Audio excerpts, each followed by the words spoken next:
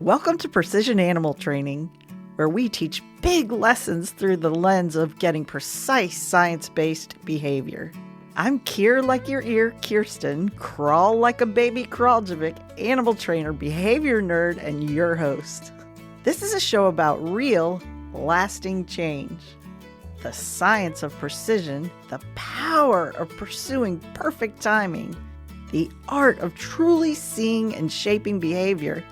Whether you're working with chickens, dogs, dolphins, parrots, horses, or even ourselves, expect real stories from the field, timeless principles that transfer across species, and practical insights you can apply immediately. Because if you can train a chicken with clarity, kindness, and razor-sharp precision, you can train almost anything. So grab a notebook. This is your personal masterclass in curiosity, mechanics, and true behavioral understanding.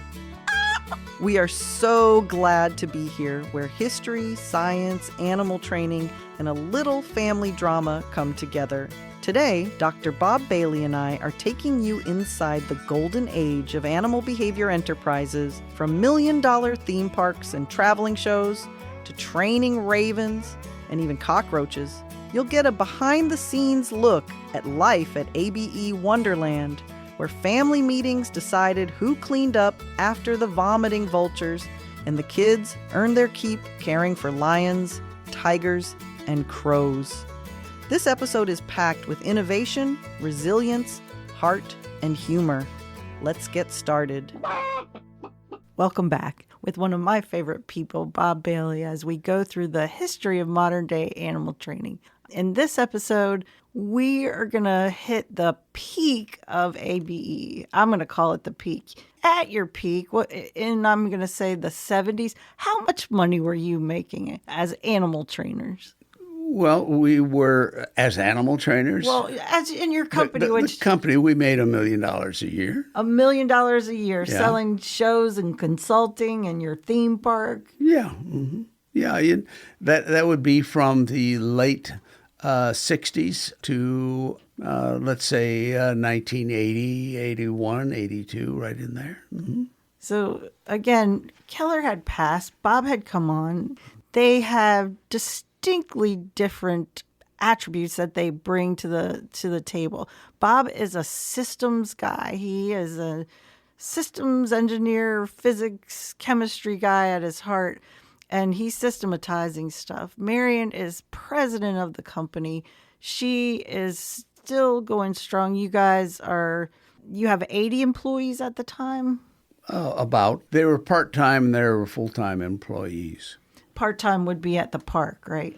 Well, there would be parks all across the country because, remember, we had animal shows all over the country. I've already mentioned it that the one who first systematized the company was Keller. Correct. He was the one who really did it. So I did not bring systemization to the company. It was already there. Now, I may have extended it. Let's call it a maturation of the systems.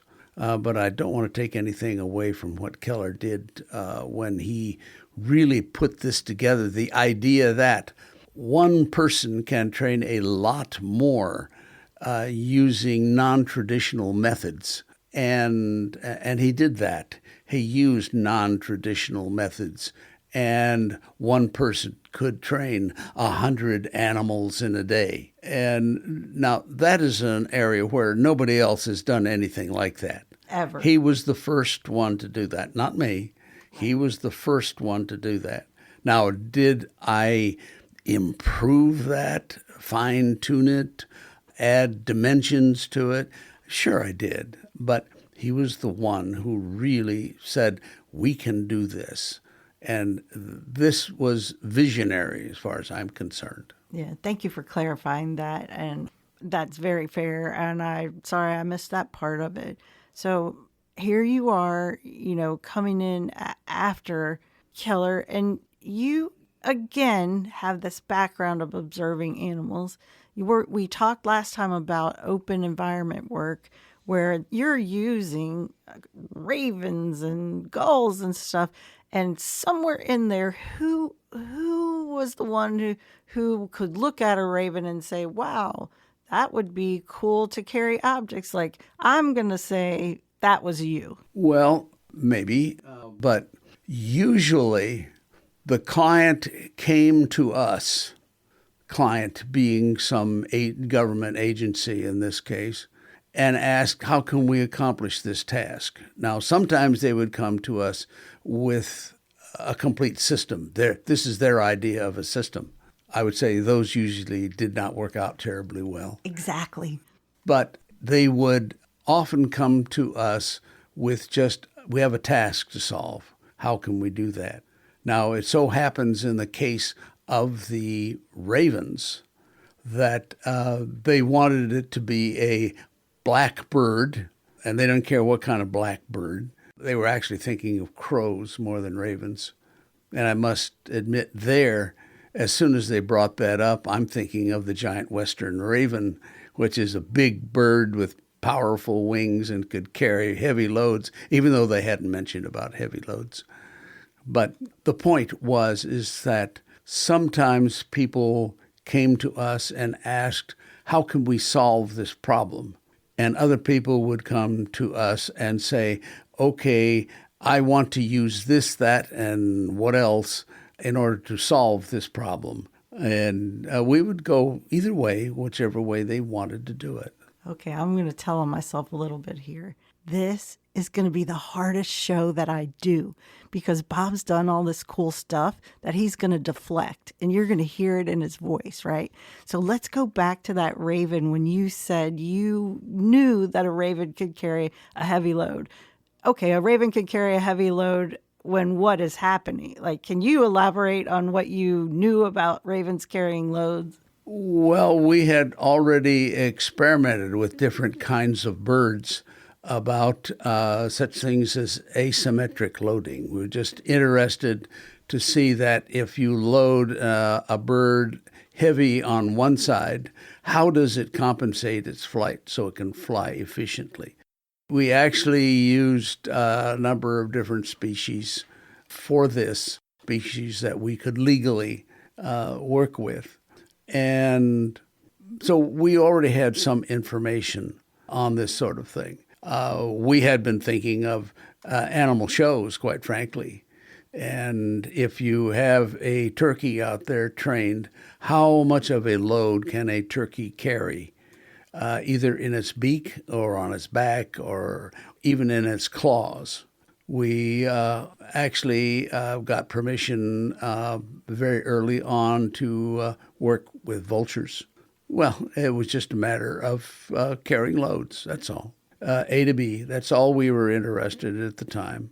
We did use the vultures in a show, and that was at Opryland, where we had a vulture cuckoo clock. And we had a giant cuckoo clock up there, and when it opened up, out came a vulture on a platform, and it would bow down and spread its wings in a menacing fashion, and there'd be a horrible sound that would come from the mechanism, and then it would go back, and people thought that was very funny. So some of the kids screamed, but other than that.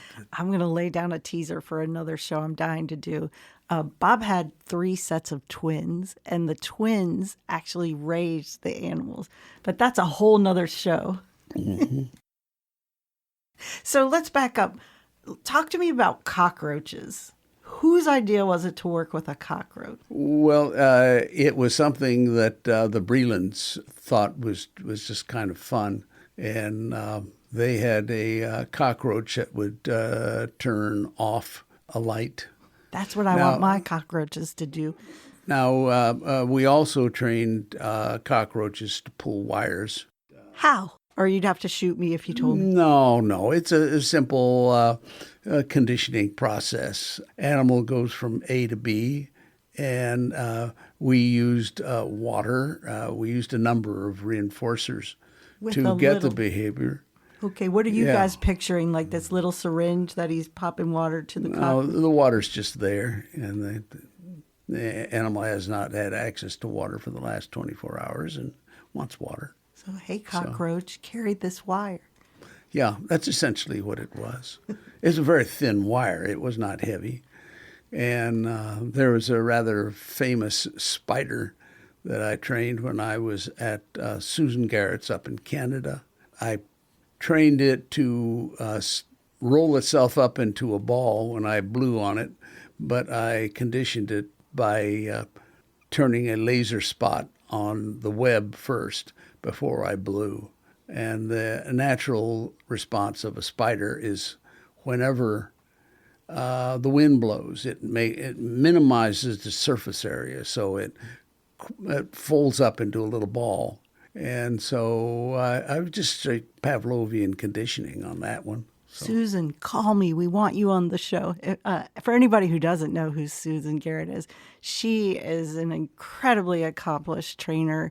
I would say agility is her. I mean, she's branched out from agility, but that's her major thing. And she's also a student of the chicken workshops and Bob's work. And I absolutely would love to interview her in the future. But what he visits, you still visit Susan, right? Yeah, from time to time. Yeah. Last time she visited us, she was Niagara Falls. We were in Niagara Falls. Neat. And she came down to visit with us for an afternoon. That was fun. So here's Bob training her spiders, training somebody else's cockroaches, just crazy stuff. Mm-hmm. So I do want to say, we're talking about ABE, Animal Wonderland. Your staff that you've had for how long did people work there? Yeah, well, they were they lasted a long time. We had people that worked for us for 30 years. So again, it was in terms of longevity. Marion and I had decided that we were going to be retiring in the 1990s anyway, early 90s, maybe even late 80s. But in 1989, we had a fire at my home. Now, I had been storing, say, really important information about the company, records and the like, at my house. I figured no place could be any safer than your home. Well, that was wrong because my home burned down and destroyed a few 100,000 or several 100,000 feet of film, tens of thousands of pictures, and just data. A lifetime of data. That's 50 years of data is gone. Mm. So we decided that we would quit. We gave stuff to the employees. I have a lot of stuff in the Smithsonian Museum now. I've shipped off there. A lot of our coin-operated animal shows are in the Smithsonian now, including Bird Brain that people seem to really enjoy. Our records, our letters and things like that, anything that was left over that happened not be at the house when it burned, but that's all at the Smithsonian now. That, to me, is devastating. I can't imagine what that felt like to Marion and yourself. A lifetime of work. And remember, they're existing between academia and in the field applying this stuff. So it's not like there were academic papers written about this stuff that they could say was laid down into history. This was history you guys had at your house. And were you working on books or anything? Or?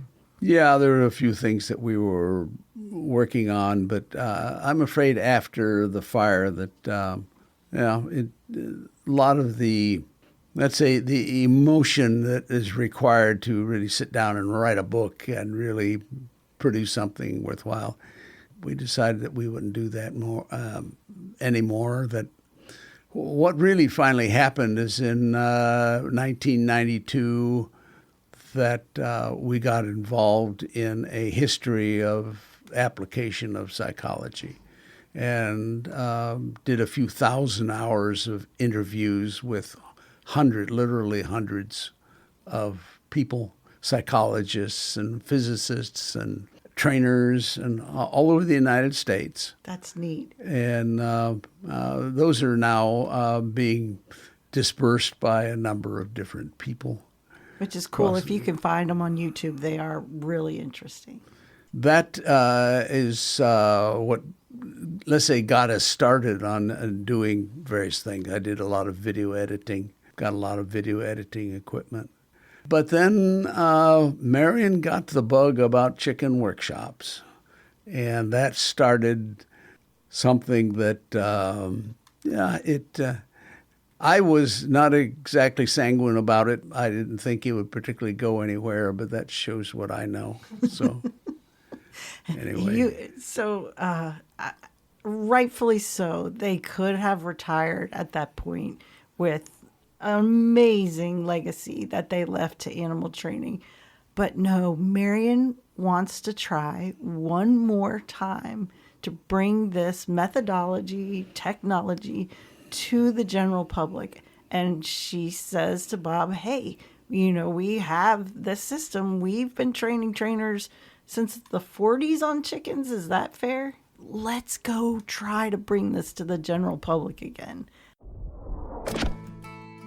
Are you an animal trainer ready to sharpen your skills to a legendary level? Or a corporate leader looking for a fresh, powerful way to boost team dynamics, decision-making, and leadership? Discover Kirsten's Chicken Workshops, an immersive 5-day experience rooted in the science-based curated exercises of the legendary Bob and Marion Bailey. Train a live chicken using the principles of operant conditioning, like positive reinforcement. Why chickens? They're fast, honest teachers that instantly reveal where you need to improve your training skills. No fluff, just real results that transfer to dogs, horses, or any species you want to train, and even to leading people more effectively. Trainers call it life-changing. Dr. Bob Bailey himself endorses it as the ultimate mechanical skill builder. So visit Kirsten'sChickenWorkshops.com right now and sign up for the waitlist. Spots fill fast. Train a chicken, change the way you train and lead forever. Head to Kirsten'sChickenWorkshops.com today. I'm Kirsten Kraljevic, and we are back on the Gulf Coast, still talking to Dr. Bob Bailey. I want to drive home in this episode how much of a family affair ABE was. So you and Marion end up getting married, right? You're leaving the Navy. You already have a relationship with the company, and then you started working for them before Keller passes, correct? Yeah, Keller passed in 1965, the same year that I went aboard ABE. And you moved your family up there? Yes, I moved the whole family there. Tell us what the whole family means to Bob Bailey. Well, when we moved to Hot Springs, there were 4 in the family, 2 sets of twins. And again, they were born very close together. We had 4 kids in about 20 months. Wow. And they all had been exposed to animals, even in California, because we went out traveling in the desert and did other outings. The kids were used to going to what they called the porpoise pool, and they would feed the dolphins and they would feed the sea lions, and they were very familiar with animals. And they would help with the animals at ABE. They like feeding the animals. They enjoy that very much. And then there was a time in 1967, because we got involved with the dolphin program again, but this time in Key West. So I took the family to Key West. That's in Florida, at the very end of Florida. And the kids absolutely loved it there. And they got to take care of the dolphins again, and got to go swimming a lot. It was just a lot of fun for them. And then we came back to Hot Springs, and we had another set of twins. Unheard of. 3 sets of twins. And, all of that was quite interesting. Lots of kids around the house. That's amazing. Then they had a lot of fun caring for the animals at the farm. Now, by this time, we were getting involved with a fair number of animals. We had lions and tigers and bears, oh my, as they say. And the kids would be raising these animals. And remember, they're going to school and things like that at the time. So the school was making accommodations for having these live animals there. I think it was a lot of fun for them. They seemed to. I've seen pictures. I would love to interview them as well, but I've seen pictures and, they have crows following them when they're playing, or they're in bed with, sleeping, and next to them is a bear cub or a lion or something. Like, these images are out there, and I think I wish I had been raised in a home like that. But you were also bringing home life lessons of money and things. Well, yes, the kids were paid for their services. They were not slaves or anything. So we negotiated contracts. Now, if you can imagine this, here's this 6 or 7 year old that you're negotiating with about the amount of time they're going to spend, the requirements. You have to negotiate exactly what they're going to do and how much you're going to pay them when they have finished with their particular services. And they have to agree that they will do this sort of thing. Now, there's also interaction between the children because there are different animals, and some animals are easier to raise than others, and you get more money the more difficult it is. Who decides that difficulty? They decide. No, the animal decides what's going to be most difficult.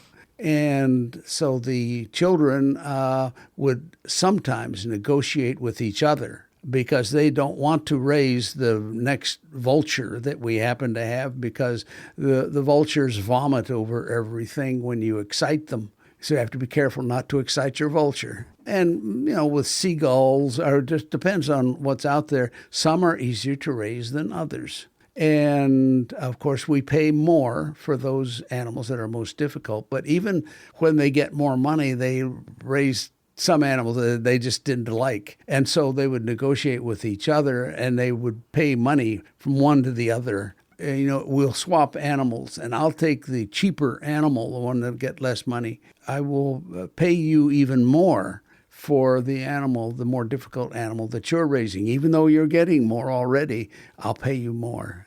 So, and it's always funny listening to them discuss amongst themselves. Oh, you must have been so proud. I think so. It was certainly humorous. Now, I didn't let them see me react to anything. So I guess not with 6 kids, right?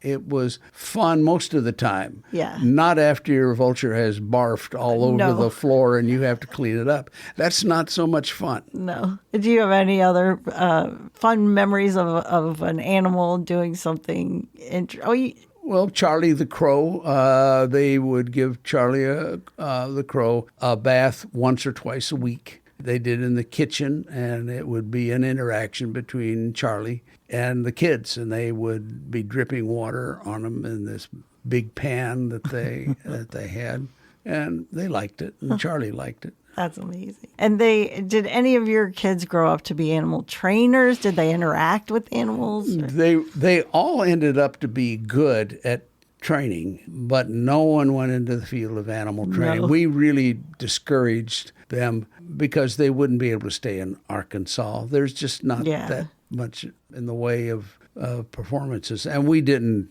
even then, we did not picture Animal Behavior Enterprises being forever. This wasn't the type of company that's going to last forever. That's pretty cool. I just wanted to throw that out there because I would have, if I'd have known that was going on, I'd have run away just to be in that situation. I wanted to raise a bear cub or something. So thank you, Bob, for sitting down with me and sharing something so personal. I appreciate that. So bring us to where you and Marion got married. Well, it was 1976.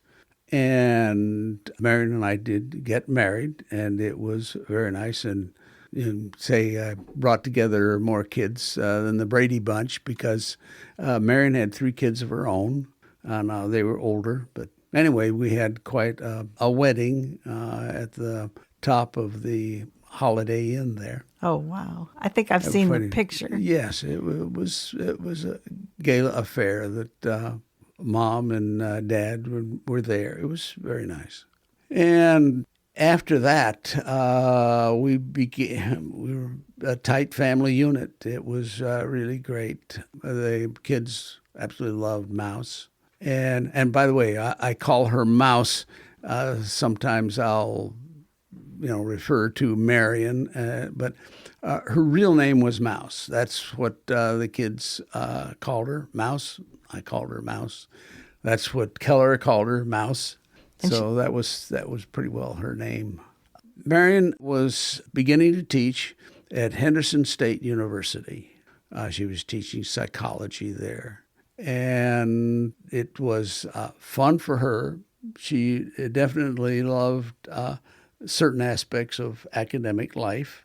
And she organized lots of activities for psychology students at Henderson, which was kind of a first at that time because the psychology department was not terribly active. Well, Mouse made it very active. And they had picnics and all sorts of things. And, of course, the kids grew up and went through all the things that kids go through. Marion continued to teach at Henderson. And brings us up to the 90s when Mouse and I had decided we were closing down animal behavior enterprises. So we had stuff that we needed to give away to employees, stuff we needed just to get rid of, and stuff to arrange with the Smithsonian to pass this on to their care. And it was in the 90s that we began a project that was actually begun by Fred Skinner and ourselves decades before. And we talked about recording all of the power, all of the things that behavior analysis, that operant conditioning had done, the practical aspects, the non-academic parts. The applied stuff. The applied stuff. And so we spent the next 8 years traveling around the United States and Canada, visiting hundreds of people and recording a few thousand hours of video of people who had used this technology. That material now is just really beginning to come out now, and that's nice. I'm glad it is finally emerging.